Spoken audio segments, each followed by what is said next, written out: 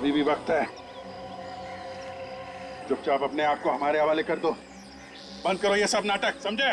तेरे मरने का टाइम आ गया, लेकिन तेरा भाषण देना अभी तक बंद नहीं हुआ ना। ऊपर जब ऊपर जाएगा ना तू, तो वहां तुझे बहुत सारे चोर लुटेरे मिलेंगे। उन्हें ही बैठकर सुनाते रहना अपनी ये कहानियां। हमें मारना क्यों चाहते हो? क्योंकि जब तुम दोनों को तड़प तड़प कर मरता हुआ देखूंगा, तुम्हारे अंदर जो बदले की आग है ना, वो शांत होगी। बदला? कैसा बदला? हाँ, तुम लोगों ने मेरे भाई को फांसी के तख्ते पे चढ़ा दिया और हम कुछ भी नहीं कर सके। कौन कौन था तुम्हारा भाई? जग्या। जग्या? जग्या तुम्हारा भाई था? हाँ, वही जग्या जिसका नाम सुनकर तुम्हारे पैर कांपने लगते हैं। न जाने कितने लोगों के घर उजाड़े हैं उसने, न जाने कितने बच्चों को अनाथ किया है। उसे फांसी नहीं होती तो क्या होती? फांसी से बढ़कर अगर कोई सजा होगी ना, वो मिलनी चाहिए थी उसे। दूंगा, उससे भी बड़ी सजा दूंगा। हाँ। ये जब चील कौए तुम दोनों को नोच नोच कर खाएंगे ना, तुम दोनों को ऐसी मौत मारूंगा कि आने वाले कई साल तक सीआईडी वाले इस बात को चाह कर भी भूल नहीं पाएंगे। इस गड्ढे में पड़े चिल्लाते रहना और अपनी मौत को आते देखते रहना। हिम्मत से काम ना कर। सीआईडी ऑफिसर की जिंदगी में कदम कदम पे मौत है। मौत से क्या घबराना। हम लोग जब सुबह घर से निकलते हैं तो मालूम थोड़ी होता है कि घर वापस लौटेंगे कि नहीं। हिम्मत से काम लो। काट रस्सी।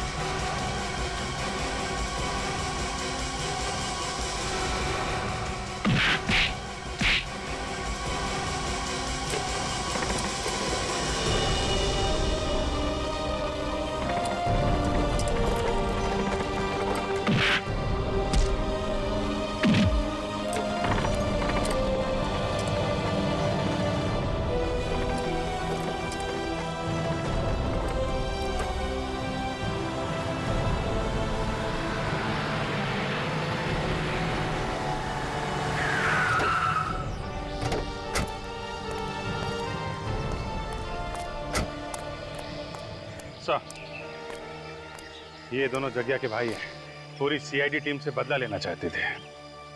सीआईडी वालों से बदला? कभी सपने में भी मत सोचना, समझे? अब जेल में बैठकर बदला लेना अपने भाई की मौत का। तुम दोनों को तो फांसी होगी, फांसी।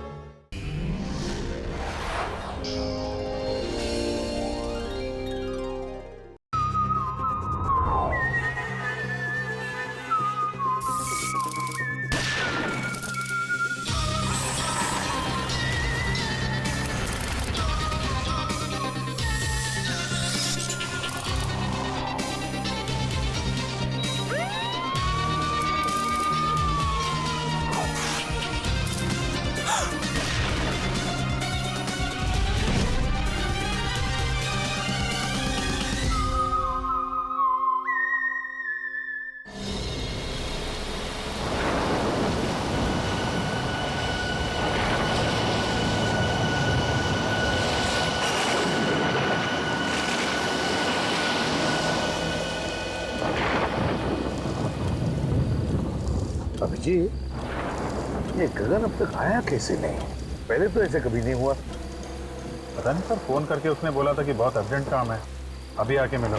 काम तो वैसे जरूरी होगा, वरना ऐसे नहीं बुलाता हुआ। हाँ सर, जब भी फोन करके बुलाया है कुछ काम की खबर दी है उसने। है खबरी, लेकिन बड़े काम का आदमी है। सर इसीलिए तो छूट दे रखी है अपराधियों के साथ रहने की, नहीं अब तक तो जेल में होता। यहीं पे बुलाया है ना उसने?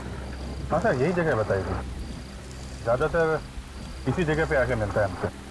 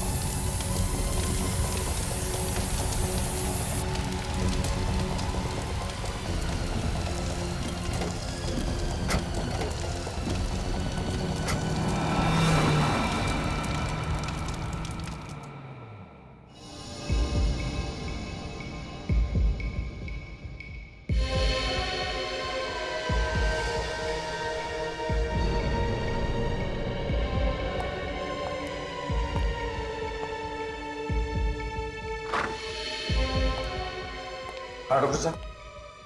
आई एम सॉरी सर, मैं उसे बचा नहीं पाया।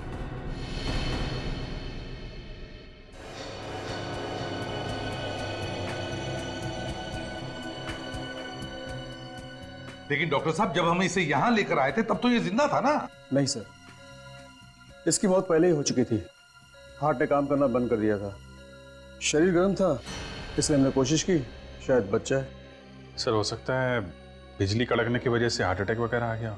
नहीं सर, एक्चुअली इसकी मौत की वजह कुछ और है। क्या? इसकी मौत की वजह कुछ और है? जी सर। क्या क्या वजह हो सकती है? अब ये तो ठीक है, कोई बात नहीं। अभिजीत, बॉडी को फोरेंसिक लैब लेकर चलते हैं। डॉक्टर साळुंखे ये बताएगा क्या हुआ है।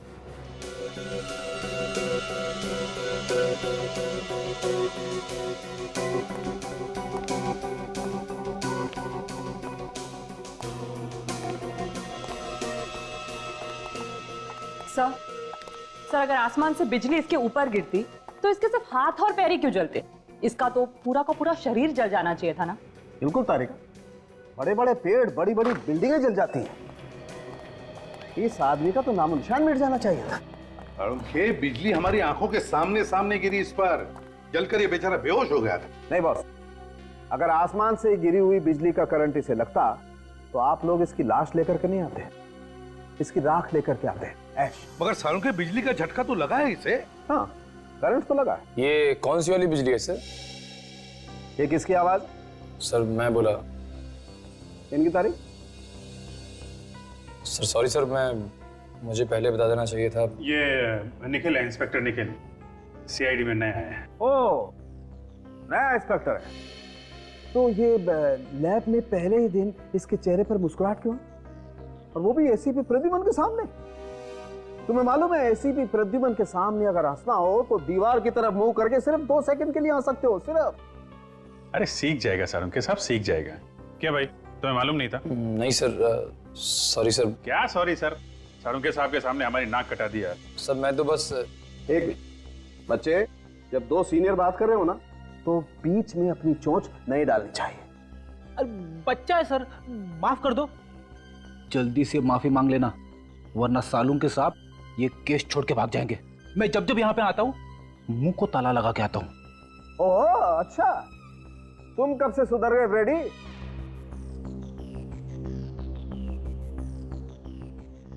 सॉरी सर, आगे से गलती नहीं होगी। हाँ तो साळुंखे, हाँ तो मैं ये बता रहा था बॉस कि जिस तरीके से इसके हाथ और पैर जले हुए हैं उससे लगता है कि इसे 250 वोल्ट की बिजली का करंट लगा है। मगर साळुंखे, करंट लगा तो लगा कैसे? वहां पर तो कोई तार या कोई केबल भी टूटा हुआ नहीं था, बस सिर्फ एक बिजली का खंबा था। बस इसके हाथ और पैर देखने से पता चलता है कि इसने किसी ऐसी चीज को पकड़ा था जिससे वो करंट इसके शरीर में आ गया और इसके हाथ पैर जल गए। सालों साहब, इसने हमारे सामने बाइक पोल पे लगाई, उसी समय बिजली कड़की और फिर हमने देखा ये जलने लगा, और इसकी बाइक भी। उस पोल में करंट होगा अभिजीत, तभी तो जैसे ही बाइक पोल से चिपकी उस पे करंट आ गया। मगर सर, बाइक का टायर कैसे जल सकता है? टायर तो रबर का बना होता है और रबर में तो करंट पास नहीं होता। ये तुमसे किसने कहा है? देखो, अगर हाई वोल्टेज करंट हो और अर्थिंग मिल जाए तो बॉस रबर के टायर में भी करंट पास हो सकता है। और वैसे भी अलग अलग किस्म के रबर होते हैं, है ना सड़ों के, जैसे स्टील बेल्ट रबर या कार्बन रबर। एग्जैक्टली। और कई बार तो ऐसा होता है कि हाई वोल्टेज करंट की वजह से इन रबर में आग भी लग सकती है। और देखो, टायर में तो स्टील के वायर भी होते हैं, तो हो सकता है स्टील के वायर के थ्रू करंट पास हो गया। अभिजीत, एक बार फिर से उस बिजली के खंबे के पास जाकर के छानबीन करनी होगी। इलेक्ट्रिक सप्लाई डिपार्टमेंट के लोगों को भी वहां बुला लो।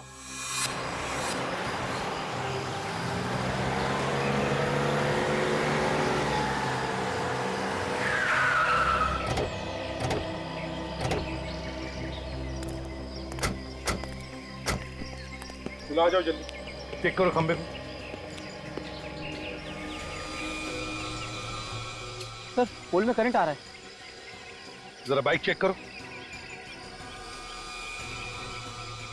सर, बाइक में भी करंट आ रहा है।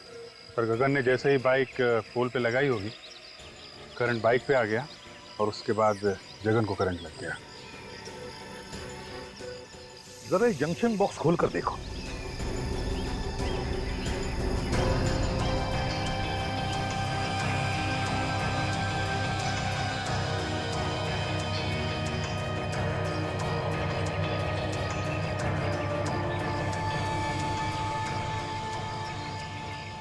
सर, ये देखिए, बाइक का स्टैंड खराब है, इसीलिए गगन ने बाइक को खंबे को लगा के रखा होगा।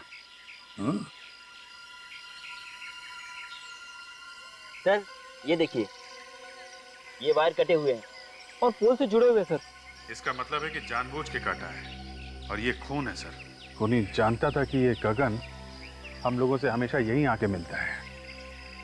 अभिजीत, खूनी ये भी जानता था कि गगन की बाइक का स्टैंड खराब है, और फिर गगन इसी खंबे पे आके अपनी बाइक लगाता था जब वो हमें मिलने आता था। हो सकता है सर, शायद खूनी अच्छी तरीके से जानता हो गगन को।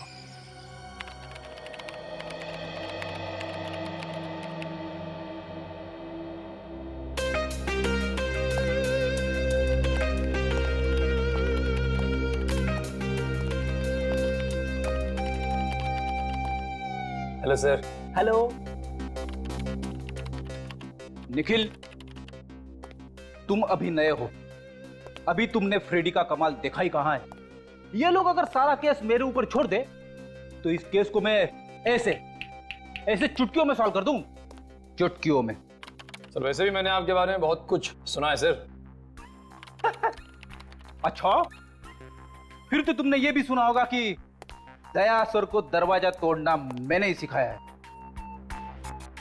अरे देखते क्या हो, मैं झूठ नहीं बोल रहा हूं। कभी कभी मैं थक जाता हूं तो उन्हें कह देता हूं दरवाजा तोड़ने के लिए, तो वरना दया सर तो। सर, दया सर के बारे में आप ऐसी बातें मत करिए। क्यों भाई, दया सर को क्या पर लगे हैं? देखिए, वो मेरे गुरु हैं और मैं उनके खिलाफ एक भी शब्द नहीं सुन सकता इस तरह के। अरे मैं तो मजाक कर रहा था। एक्चुअली मैं ये कहना चाहता था कि कभी कभी मैं भी दया सर की मदद करता हूँ दरवाजा तोड़ने के लिए। और सर, गगन ऐसे मरने वालों में से नहीं था, अपराधियों के साथ रहता था वो, और मैंने उसे कई बातें सिखा रखी थी। हर दांव पेच मालूम था सर उसे, कोई ना कोई उसके पीछे पड़ा हुआ था सर काफी दिनों से। हाँ दया, और वो जो भी कोई है वो जानता था कि गगन हमको क्या बताने वाला है। सर, कैसे भी करके ये पता लगाना चाहिए कि वो बात क्या थी। हो सकता है कोई बड़ी घटना के बारे में हो। हाँ सर, वैसे तो वो मुझसे 3-4 दिन बाद मिलने वाला था, मगर उसने फोन करके बुला लिया मुझे। कोई तो बड़ी बात थी सर। गगन का रिकॉर्ड है ना हमारे पास? हाँ सर। बस तो देखो किन किन लोगों को जानता था, उन्हीं से हमें पता चलेगा। सर, उसके परिवार वालों से भी पूछताछ करते हैं। हाँ भैया, परिवार वालों से भी पूछताछ करो, उसके फोन रिकॉर्ड चेक करो, देखो वो किस किस से बात करता था, किस किस से मिलता था।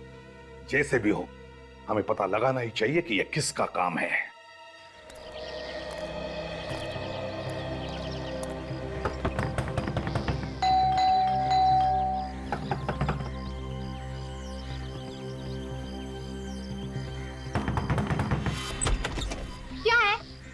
चींटियां हैं क्या?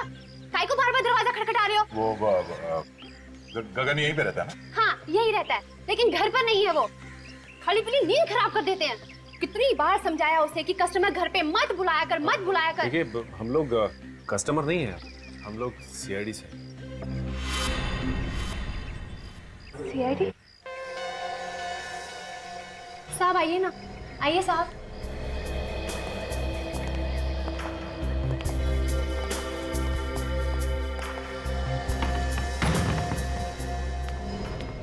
अब क्या हुआ साहब? मेरे पति ने फिर से उल्टा सीधा कुछ किया क्या? देखिए साहब, अब उसने सब कुछ छोड़ दिया है। अब तो मेरे मर्द ने प्लम्बर का धंधा शुरू कर दिया है। हमें मालूम है।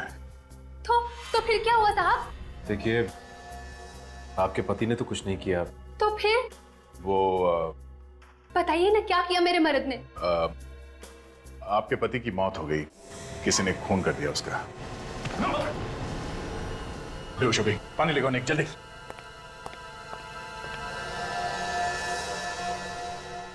सदमा बर्दाश्त नहीं कर पाई बेचारी।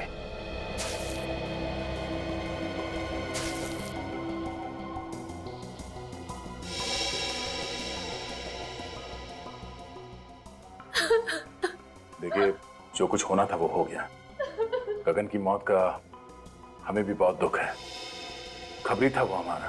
खबरी बना के मरवा डाला आप लोगों ने उसे। मुझे पता होता तो मैं ऐसा काम उसे कभी नहीं करने देती। सीआईडी की मदद करना कोई गुनाह नहीं है। आप हमें ये बताइए कि कोई दुश्मन था गगन का? मेरे पति ने हमेशा सबका भला किया है। जिसके पास पैसे नहीं होते थे मुफ्त में काम कर देते थे उसका।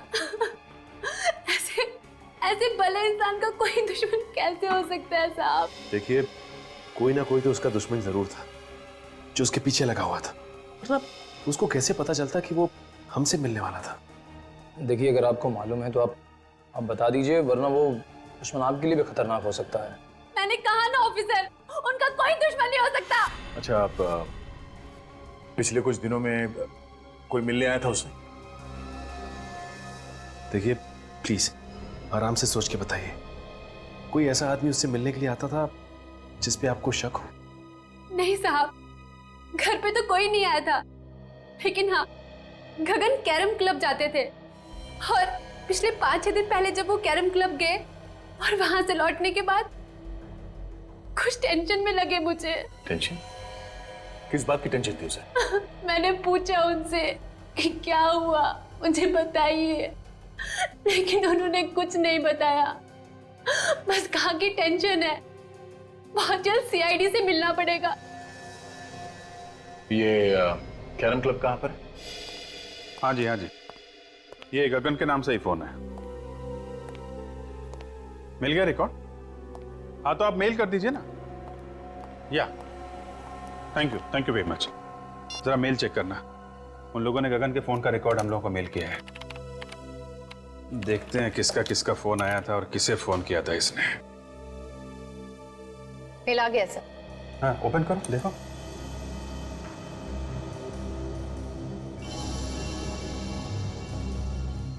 ये नंबर तो, ये देखा, कई बार फोन आया इस नंबर से। हाँ सर, 20 बार आया है। 20 बार? हाँ दया, क्या खबर? क्या बोला गगन की बीवी ने? अच्छा, 6 दिन पहले कैरम क्लब से आया तो टेंशन में था। ओके, हाँ फोन रिकॉर्ड चेक कर लेता हूं। नहीं वो मंगा लिया मैंने। या ओके 6 दिन पहले ऐसे फोन आया था, उसके बाद से काफी टेंशन में था। 6 दिन पहले किसका फोन आया था? ये तो वही नंबर है जहां से 20 बार फोन आया था।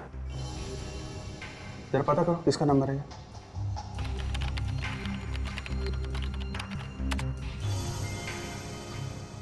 सर ये एसटी पुलिस स्टेशन का नंबर है। क्या? एसटी पुलिस स्टेशन का?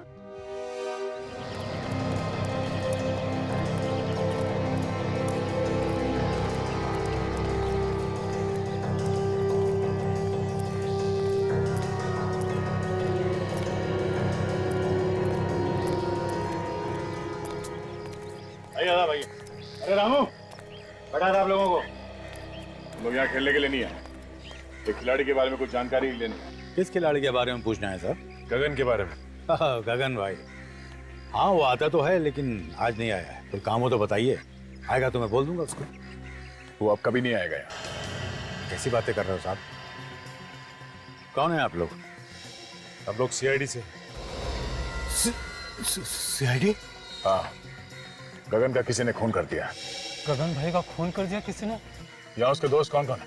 डैनी और काका। इस वक्त कहाँ मिलेंगे दोनों? मिलेंगे कहाँ साहब? यहीं है। आइए सर। डैनी, काका, सीआईडी वाले आए हैं आपसे मिलने।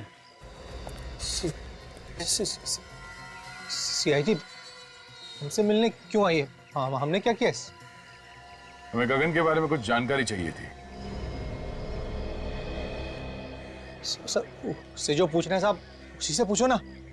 जा गगन को उसके घर से बुला के ला। किसी को कहीं जाने की जरूरत नहीं है।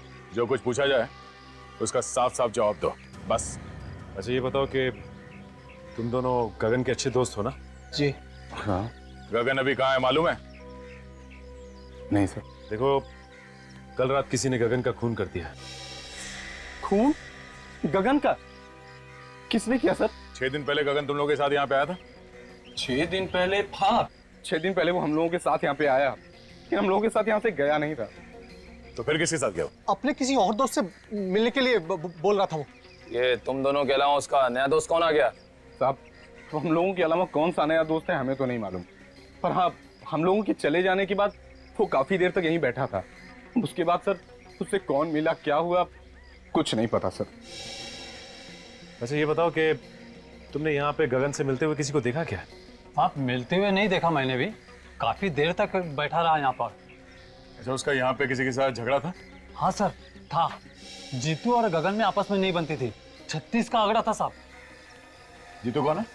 सर, हमने उसका नाम तो सुना है सर, लेकिन हम जानते नहीं कि कौन है वो। मैं जानता हूँ सर जीतू को, कई बार मेरे सामने झगड़ा हुआ है उन दोनों का।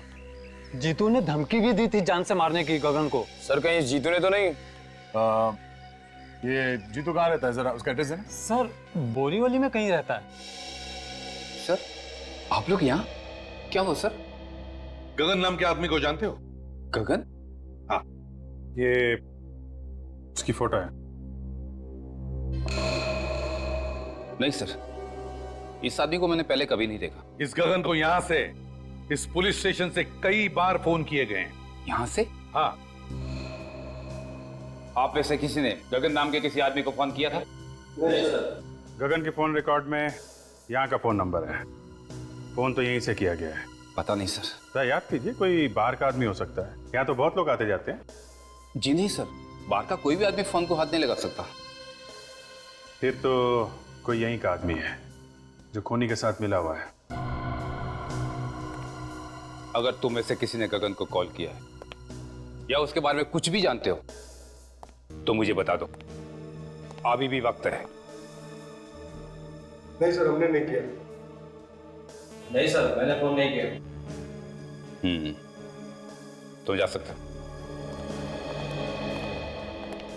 सर ये तीनों नहीं भरती है, मुझे उन्हीं पे शक था। कोई बात नहीं, अगर कुछ पता चले तो हमें बता देना। Okay sir. तो बिना फोन किए तो नंबर आएगा नहीं, और ये लोग कह रहे हैं फोन नहीं किया। अभिजीत, फोन यहीं से किया गया है, अब किसने और कैसे वही देखना है।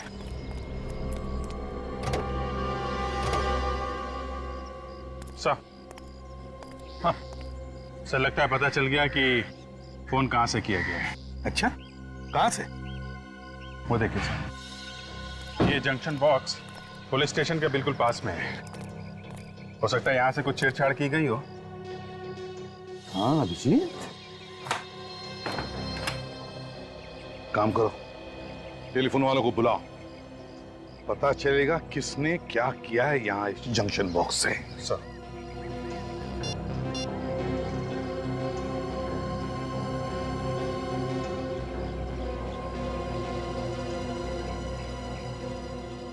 इस एरिया के सारी टेलीफोन लाइंस इसी जंक्शन बॉक्स में जुड़ी हुई हैं।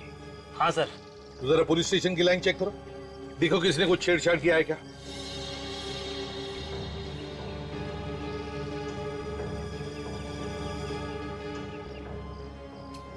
ये देखिए सर, ये तार टूटा हुआ है। तो इसका मतलब है अभिजीत खूनी ने इस वायर को तोड़कर दूसरी वायर लगाकर फोन किया और फिर पहले जैसी जोड़ के रख दी है। मगर सर इतनी सारी लाइंस जा रही है यहाँ से, तो फिर खूनी को कैसे पता चला होगा कि कौन सी लाइन पुलिस स्टेशन की है? हो सकता है टेलीफोन डिपार्टमेंट का कोई आदमी मिला हो उससे। नहीं सर, आप हमारे ऊपर ऐसा इल्जाम नहीं लगा सकते। तो फिर ये कैसे हुआ? ध्यान कैसे नहीं गया तुम्हारा? ताला टूटा हुआ है, वायर कटी हुई है। सर हम लोग महीने में एक बार चेक करने के लिए यहाँ पे आते हैं। पिछले महीने आए थे तो सब कुछ ठीक था सर। तुम लोगों के अलावा कोई और आता है ये चेक करने के लिए? नहीं सर, ये एरिया हम दोनों ही देखते हैं। अभिजीत, एक बात समझ में नहीं आ रही है, खूनी ने यहीं से फोन क्यों किया? शहर में इतने सारे पीसीओज है, जंक्शन बॉक्सेस है, यहीं से क्यों? सर हो सकता है खूनी इसी एरिया का हो, आसपास का रहने वाला। इस एरिया में तो जीतू भी रहता है जो गगन को जानता है। कहीं उसी ने तो फोन नहीं किया? काजल, ये जीतू गगन को सिर्फ जानता नहीं है, बल्कि उसने उसे जान से मारने की धमकी भी दी है। जान से मारने की। जीतू से मिलना पड़ेगा अभिजीत।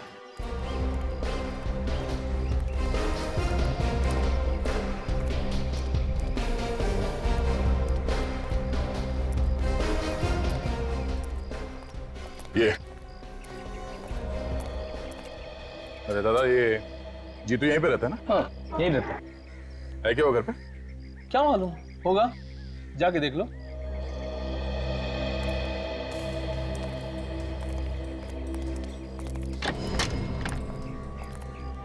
जीतू। हाँ क्या हुआ? बस तुझसे मिलने चले आए। आप लोग हैं कौन? तेरे दूर के रिश्तेदार हैं, तुझे साथ ले जाने आए हैं। अरे भाई साफ साफ बताओ, कौन हो तुम लोग? सीआईडी। सीआईडी? हाँ। गगन का खून क्यों किया तुमने? क्या गगन का खून हो गया? अब ये एक्टिंग वैक्टिंग खत्म हो गई हो तो आगे बढ़े। हाँ, क्यों मारा गगन को? सर मैं गगन को क्यों मारूंगा? मेरी उससे क्या दुश्मनी है? तेरा झगड़ा हुआ था ना उसके साथ कैरम क्लब में। सर जब मैं किसी कैरम क्लब गया ही नहीं तो झगड़े का तो सवाल ही नहीं उठता ना। ये गगन जहाँ पे रहता है उसके घर के पास में नुक्कड़ पे एक कैरम क्लब है। कुछ याद आया तुम्हें? नुक्कड़ पे कैरम क्लब? तेरे पास सिर्फ 1 सेकंड है, जो कुछ मालूम है सच सच बता, वरना मेरा एक हाथ पड़ेगा तो 10 दिन तक तेरा दिमाग झंझनाता रह जाएगा। तू वहां पर कैरम क्लब में गया था, तुझे लोगों ने वहां पे देखा था, और तेरा झगड़ा भी हुआ था गगन के साथ में। सच बोल, हुआ था या नहीं? हाँ सर, याद आया। अच्छा हुआ, जल्दी याद आ गया। गगन के साथ झगड़ा हुआ था ना? हाँ? वो तो सर ऐसे ही थोड़ी बहुत कहा सुनी हो गई थी, फिर बाद में बोलचाल हो गई सर। ऐसी कहा सुनी तो अक्सर हो जाती है हमारे बीच। किस बात को लेकर झगड़ा हुआ था तुम दोनों के बीच? वो सर, पहले मैं गगन के पड़ोस में रहता था, तो इलेक्ट्रिसिटी के बिल को लेकर थोड़ी सी कहा सुनी हो गई थी। सर छोटे मोटे इलेक्ट्रिसिटी बिल के लिए कोई किसी को मार सकता है क्या? नहीं। पर इसने तो गगन का खून कर दिया। नहीं सर, मैंने गगन को नहीं मारा सर, मैं सच कह रहा हूँ सर। अगर कोई ये कह दे कि मैंने गगन का खून किया है तो सर आप जो मर्जी सजा दीजिएगा सर। सचिन! सर आप ठीक है ना? किसने गोली मारी? गोली लगी तुम्हें? सर वो रहा सर।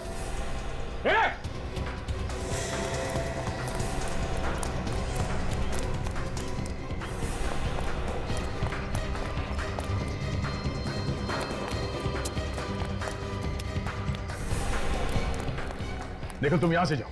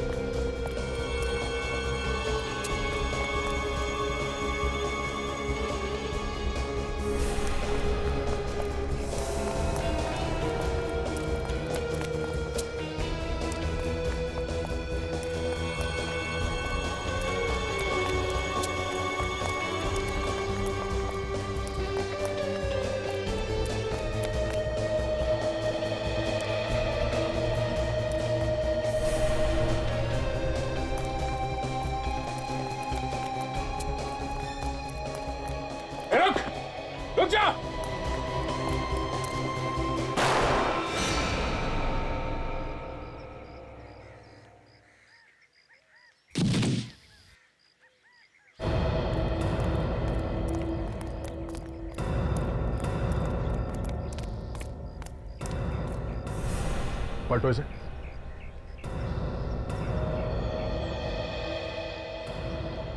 सर इसके तो सीने में गोली लगी। सीने में गोली लगी है? मगर मैंने तो इसके पैर पे गोली चलाई थी, वो भी पीछे से। इसके सीने में गोली कैसे लगी?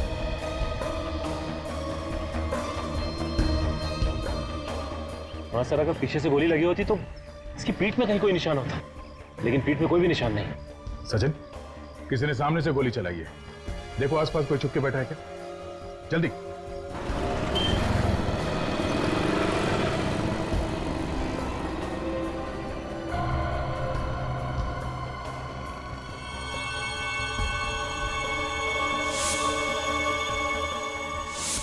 कैरम क्लब का नौकर? कैरम क्लब का नौकर जीतू को क्यों मारना चाहता था? जीतू, गगन और नौकर, 3 लोग। तीनों में से जीतू और गगन के बीच में झगड़ा हुआ, जिसमें गगन मारा गया। फिर नौकर ने जीतू को मारने की कोशिश की और खुद मर गया। लेकिन समझ में नहीं आ रहा कि इन 3 लोगों में चक्कर क्या है। सर, ऐसा लगता है इनके पीछे कोई चौथा आदमी भी है, जिसने नौकर से जीतू पे हमला करवाया। मगर नौकर फेल हो गया तो पकड़े जाने के डर से उसने नौकर को भी मार दिया। मगर सर, उसे पता कैसे चला कि हम लोग जीतू के घर जाने वाले हैं? वही तो या ये जो भी आदमी है जो ये सब करवा रहा है, वही हमारे हर कदम पे नजर रखे हुए है। और वो जानता है कि जीतू उसके बारे में सब कुछ जानता है, और इसीलिए उसने उसे मारने की कोशिश भी की। सर, अगर जीतू को मालूम होता तो हमें बता देता। काफी डरा हुआ था सर वो। सर, एक बात समझ में नहीं आई, किस नौकर ने जीतू पर हमला हम लोगों के सामने ही क्यों किया? हमारे वहां पहुंचने से पहले और वहां से निकलने के बाद भी तो कर सकता था। ये भी तो हो सकता है कि उस नौकर को तुम लोगों को मारने के लिए भेजा होगा। सर, अगर हम लोगों को मारने के लिए भेजा था तो दोबारा हमला करने से पहले 10 बार सोचेगा। लेकिन अगर जीतू को मारने के लिए भेजा था तो दोबारा हमला कर सकता है। सर, गगन को खुरी ने फोन किया था पुलिस स्टेशन के जंक्शन बॉक्स से, ताकि शक जीतू पे जाए। एक काम करो, ये नौकर जहां पर नौकरी करता था, उस कैरम क्लब के मालिक को जाकर के मिलो और जरा प्यार से पूछो उससे, पता लगाओ कौन कौन मिलने आता था उस नौकर को। Yes sir.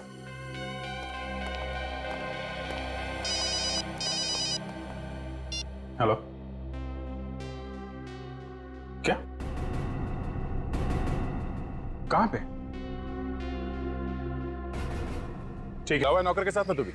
धंधे की कसम साहब, वाकई मुझे उसकी करतूतों के बारे में कुछ नहीं मालूम था। जब तुम्हारा नौकर यहाँ पे 24 घंटे पड़े रहता था तो मालूम कैसे नहीं? नहीं साहब, 24 घंटे तो नहीं रहता था, कभी कभी बाहर घूमने फिरने भी तो जाता था। उससे मिलने के लिए कौन कौन आता था यहाँ पे? साहब, मिलने तो बहुत से लोग आते थे, लेकिन ज्यादातर गुंडे टाइप के लोग होते थे। ओह, तो गलत कामों में पड़ा हुआ था, इसीलिए उसका खून हो गया। कल कोई आया था उससे मिलने के लिए यहाँ पे? सब मिलने तो कोई नहीं आया था। हाँ, एक फोन जरूर आया था साहब, मैंने उसे बात करते हुए सुना था। क्या बात कर रहा था वो फोन पे? साहब, वो किसी मुर्दा घर के बारे में बात कर रहा था। मुर्दा घर के बारे में बात कर रहा था? एक कैरम क्लब में काम करने वाला आदमी मुर्दा घर के बारे में क्यों बात करेगा? और क्या सुना तुमने? साहब, सुना तो मैंने कुछ नहीं। उसके बाद वो फौरन मेरे पास आया और कहने लगा कि उसके किसी रिश्तेदार का एक्सीडेंट हो गया, उसे अभी का अभी जाना है। कितने बजे थे उस वक्त? साहब, करीब दोपहर के 2 बजे की। दोपहर के 2 बजे? यहाँ आसपास के एरिया में जितने मुर्दा घर हैं, उन सब में जाके इस नौकर का फोटो दिखा दिखा के पूछते हैं, कोई ना कोई सुराग जरूर मिलेगा। चलो।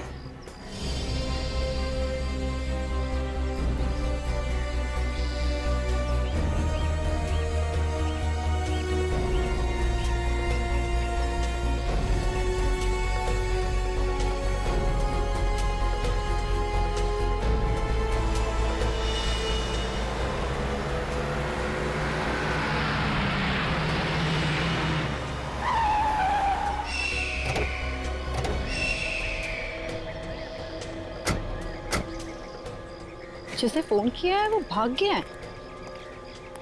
यही तो प्रॉब्लम है, लोग पुलिस के पचड़े में नहीं पड़ना चाहते। एक्सीडेंट का केस लगता है। लेकिन इस सड़क इतनी दूर है काजल, और यहाँ आसपास टायर का कोई निशान भी नहीं दिख रहा है।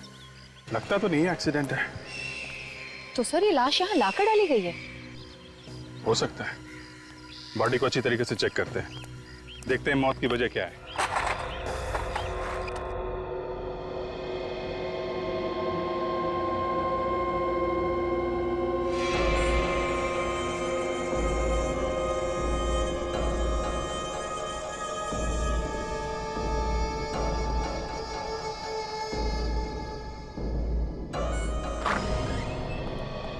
सर तुम यहाँ के इंचार्ज हो? जी, मैं यहाँ की देखभाल करता हूँ। पर आप लोग? हम लोग सीआईडी से। आप लोगों को भी पता चल गया उस लाश के बारे में? लाश के बारे में? हाँ, आप उसी लाश के बारे में पूछताछ करने आए ना, जो चोरी हो गई। चोरी हो गई थी? हाँ, चोरी हो गई थी, उसी के बारे में। साहब मेरा विश्वास करो साहब, मुझे पता नहीं साहब वो अचानक लाश कैसे गायब हो गई। लोग झूठ बोल रहे हैं साहब कि लाश मैंने चुराई है। मैं लाश क्यों चुराऊंगा साहब? तो फिर किसने चुराई लाश? मुझे पता नहीं साहब। पता नहीं मतलब? इस जगह की देखभाल तुम ही करते हो ना, तो तुम्हें कैसे नहीं पता? सर, कोई इसको बेहोश करके लाश को चुरा कर ले गया। मुझे ये इस फोटो को देखे, यही आदमी था क्या वो? साहब, मुझे किसी ने सिर पे पीछे से मारा साहब। मैं उसका चेहरा नहीं देख पाया साहब। कितने बजे हुआ ये सब? यही कल 2:30 बजे के करीब साहब। सर ये काम पक्का रामू ने किया है। हाँ सर। सर ये कैरम क्लब का मालिक बता रहा था कि रामू वहाँ से 2 बजे निकला और ये जगह वहाँ से 20-25 मिनट की दूरी पे है। पर रामू ये लाश चुराएगा क्यों? करेगा क्या उस लाश का? वैसे वो लाश थी किसकी? सभी एक एक्सीडेंटल केस था, तो इसकी शिनाख्त नहीं हो पाई थी। लाश की फोटो तो खींची होगी? हाँ साहब, फोटो है हमारे रिकॉर्ड में। ठीक है, फोटो लेके आओ। जी।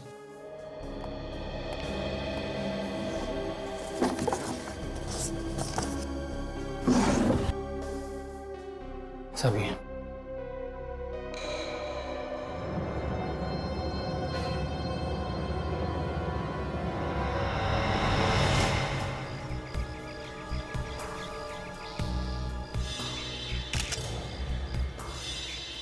तो ये एक्सीडेंट का ही केस, लेकिन ये एक्सीडेंट यहाँ नहीं हुआ है काजल।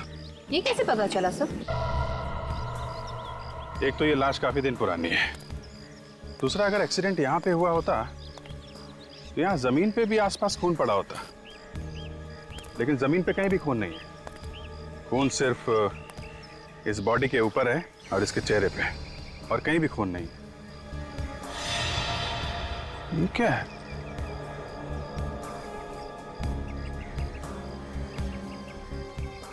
अंगूठे में धागा?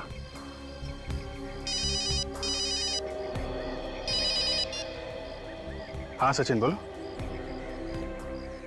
क्या मुर्दा घर से लाश चोरी हो गई? हाँ हाँ, एक मिनट जरा ये लाश का हुलिया बताना। हाँ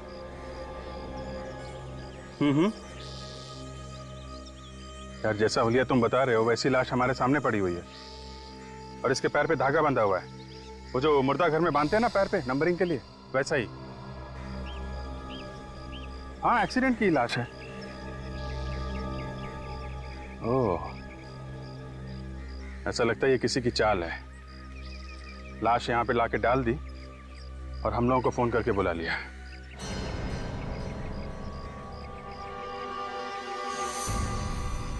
हेलो हेलो, अभिजीत साहब। हे, मोबाइल।